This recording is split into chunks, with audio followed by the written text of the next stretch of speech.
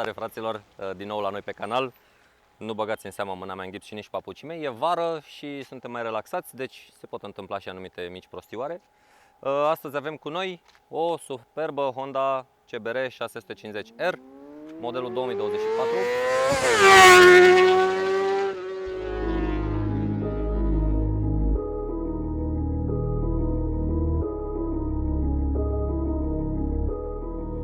Spuneam, un design absolut superb făcut de cei de la Honda pentru o motocicletă de stradă, dar sportivă în același timp. Are 95 de cai, ceea ce consider eu că pentru cineva începător spre mediu deja este mai mult decât de ajuns. Practic nu ai ce să faci cu mai mult de atât pe stradă. Poziția de condus mult mai bună decât pe o sportivă clasică, pentru că stai un pic mai sus și nu te apleacă de spate și să te doară lombarul ca pe un bătrânel. Designul farurilor pe care le veți vedea este unul care vrea să aducă cu o pasăre de pradă acest design în V. Un alt lucru pe care Honda l-a făcut a fost să pună farurile cu multiplu LED care dau o luminositate foarte bună noaptea. Consumul foarte mic pentru o sportivă, undeva la 4-5%, ceea ce eu consider că este extraordinar. Adi, proprietarul, ne face din spate că nu este adevărat, dar va veni și el alături de noi și o să ne spune în realitate cât e consumul lui această motocicletă. Cel puțin pe acolo zice Honda că ar consuma această superbitate. Bordul este digital, ghidonul este ridicat ca să ai o ciclistică foarte bună printre mașini și asta îți oferă un confort mult ridicat față de alte motociclete. Asta este un detaliu la care nu mulți se gândesc. Suportul acesta de număr este făcut din metal, nu din plastic, cum au alte motociclete, și asta îți face ca să nu facă în toate direcțiile și să zboare la o anumită viteză, ci stă fix și stă foarte bine aici unde este. Un alt detaliu care mie mi-a plăcut extrem de mult, sub această șa avem un port USB-C care te ajută să-ți încarci telefonul. Este un spațiu mic, deci aș recomanda să duceți un cablu pe lângă ea sau pe sub acest rezervor. Rezervorul făcut din metal care te ajută să atașezi, dacă ai nevoie, vreun ghiozdanel magnetic, vreun orice suport magnetic și să-l pui aici pe ea. Un alt lucru pe care l-a făcut la 24 Honda a fost să adauge opțiunea de mânere încălzite. Altul lucru pe care vreau să-l menționez legat de această motocicletă, ce îmi place, unde este pus contactul. La GSX-R, spre exemplu, este pus aici imediat după jug și dacă îți montezi, spre exemplu, un suport de telefon, orice ți-ai montat tu aici, întâi trebuie să pornești motocicleta, după care poți monta suportul. Un alt lucru ce mi-a plăcut foarte mult la această motocicletă, în comparație cu alte motoare, toba. Este o tobă micuță pentru ea și pentru orice motocicletă de fapt și asta o face ca designul ei să fie superb în această parte unde de obicei ai un dita mai cazanul pus în loc de tobă. Îl invit lângă mine pe Adi, proprietarul acestei superbități, și vom dezbate un pic ce ne place, ce nu ne place legat de ea. Îmi place foarte mult motorul, este de 4 cilindri în linie, puterea este livrată liniar, ceea ce o face destul de bună și pentru un începător. Îmi place că este confortabilă, semighidoanele nu sunt joase ca la o sportivă pur sânge. În oraș te strecori super ușor printre mașini,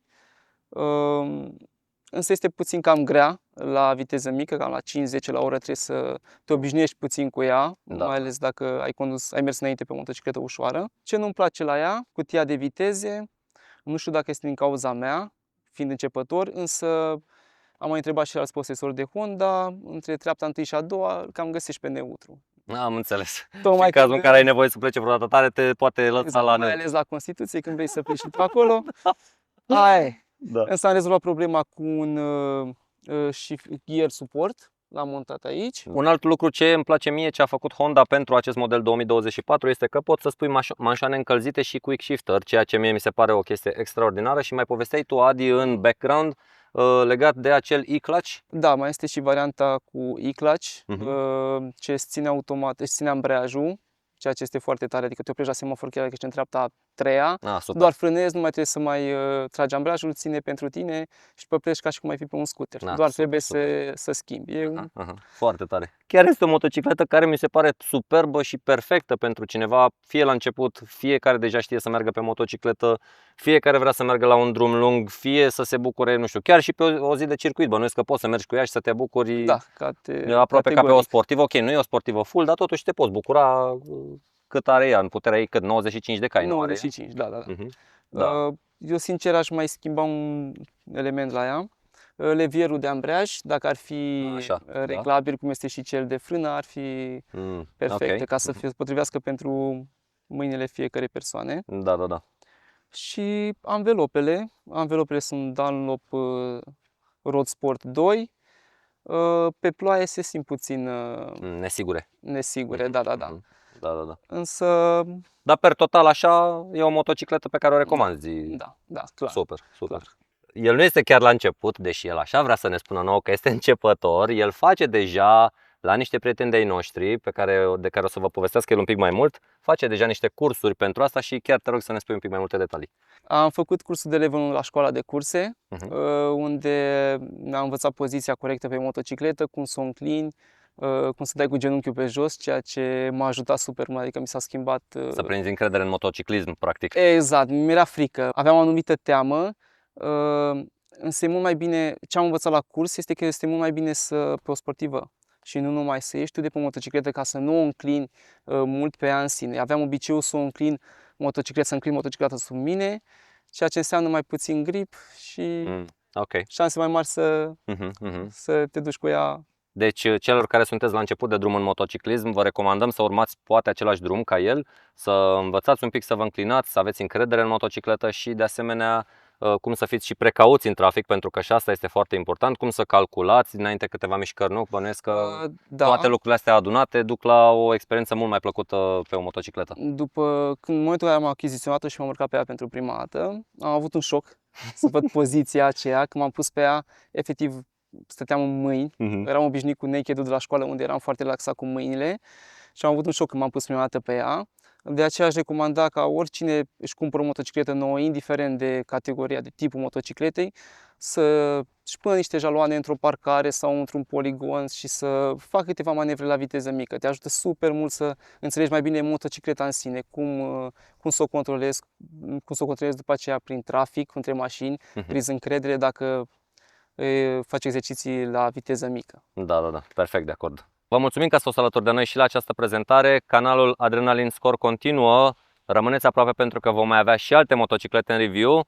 Vă invităm să faceți o comparație în comentarii între această motocicletă și echivalentul ei, cum ar fi cel de la Yamaha R7, îl avem, cel de la Kawasaki este Ninja 650, cei de la Aprilia au modelul 660.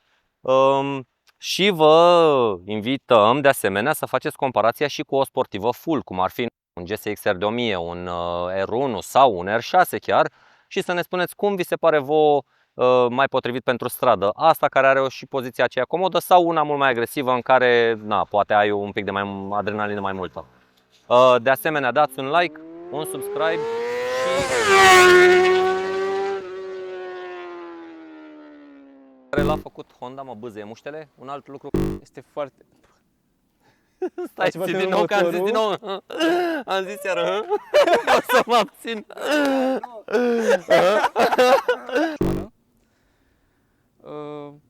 Iar. E ok.